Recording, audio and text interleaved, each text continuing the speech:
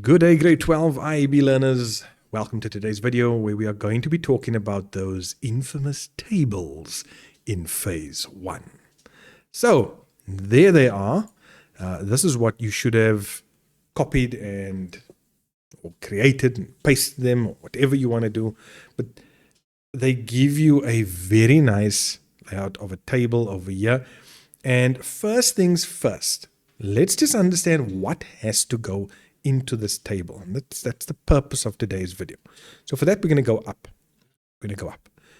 We're looking at not the task definition, the key question, we're going to the planning. They tell us to formulate at least 15 questions. Now, what does that mean for you? That means that these tables, you are going to have 15 tables. Okay?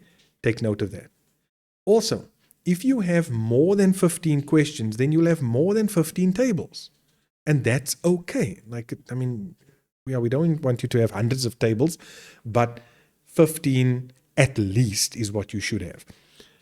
And then they mention to you that will provide the type and amount of information that will supply the definition of the problem and help you solve the problem. So in other words, these questions are there to help you gather more information in order for you to solve the problem which you stated at the beginning. Now, if we have to go all the way up, I'm just going to use some of these. You know, we had topics like climate change, smart wearable technologies, community events.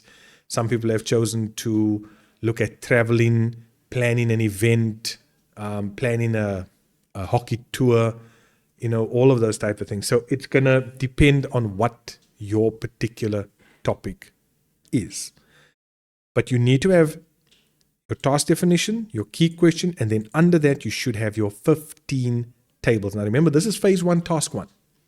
So these questions are geared towards you getting more information in order to help you solve the problem.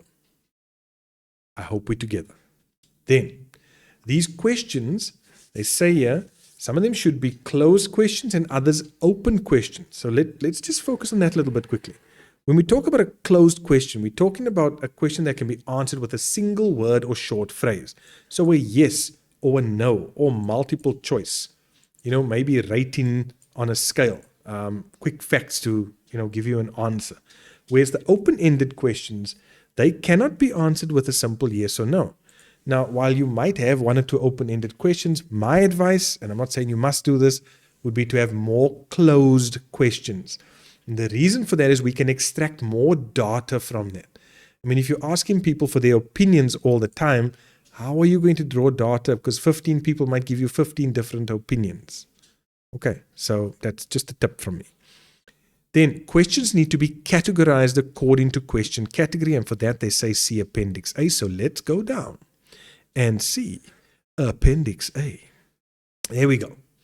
So Appendix A has our questioning categories, and they mention their factual questions, and they give us some examples. So if your question is, what is the definition of a tour? What is meant by a hockey tour? Who would go on a hockey tour? How many people? How expensive would it be? Those type of things. Those are factual questions.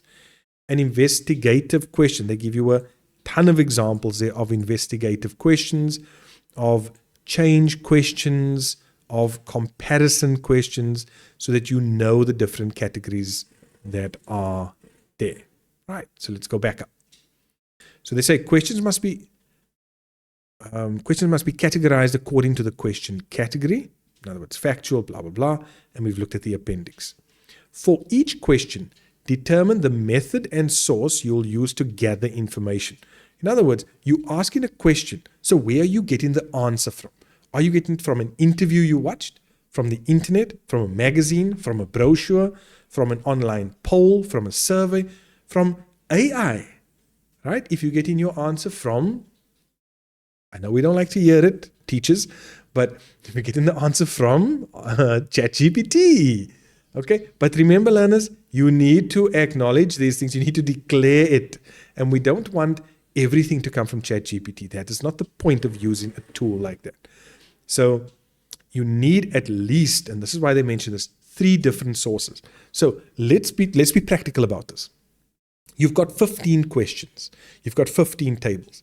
That means, according to the rubric, what you could have, and I'm not saying you must do this, but what you could have is a case where you are having 13 questions where you are getting the answer from the internet. One question that you may be getting the answer from your Google Form survey. And another one could be from an email, it could be from an interview, it could be from a magazine. Do you have and would you have 3 different sources? Yes, you would. Now, just have a look at this. One of the 3 sources, they say, must be an electronic questionnaire. So now this narrows it down, because of our 15 questions, it means that, and I'm going to use my scenario again, 13 of the 15 can have the internet as their source. 1 must come from your Google Form survey or your electronic survey via MS Word, whichever way, but 1 must come from a questionnaire or survey. And then the other one can be anything else. So that's how we get our 3 sources. Okay, I hope that's clear. Then they want us to develop a plan or strategy for searching. In other words, what keywords will you use when you use electronic sources? And we're going to get into that. I mean, if you are using the internet and you go into Google, what keywords are you going to type in? That's basically what they're asking. Okay. Then they want you to copy the following table. And you see there? See there? The PAT is saying to you, copy this table for the 15 questions. So in phase 1, task 1. Now, folks, when you look at this table, can you see this bottom section says done in phase 1, task 2? So do we do it in task 1? No. Do we do it in task 2? Yes. Okay? Please don't create too much work for yourself. Right. So let's go through this. We've got our question number over here. We pop our question in. We need to indicate whether it's an open or closed question. We need to then indicate which category that question falls under. Is it a factual, investigative, change? And again, you can check Appendix A for the answer if you're not sure of your particular question. Remember, these questions help you to find a solution to the problem. Then, where are you getting your answer from to that question? Which is what we just spoke about. I mean, there's AI such as ChatGPT. Plan or strategy for searching. What is your plan? Are you going to send out a questionnaire? What keywords are you going to type in on the internet, right, in order to find your info? And then the package used to organize the data. So when you get those answers back, what are you going to use? Are you going to use Microsoft Word to create a report on this?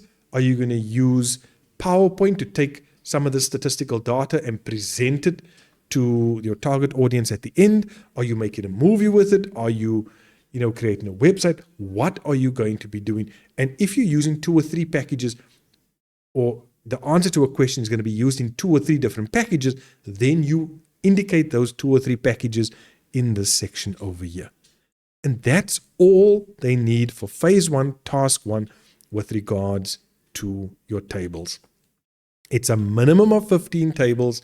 You're only completing this top section, and then we'll take this document and copy it over into task 2, where we'll then complete the table as well.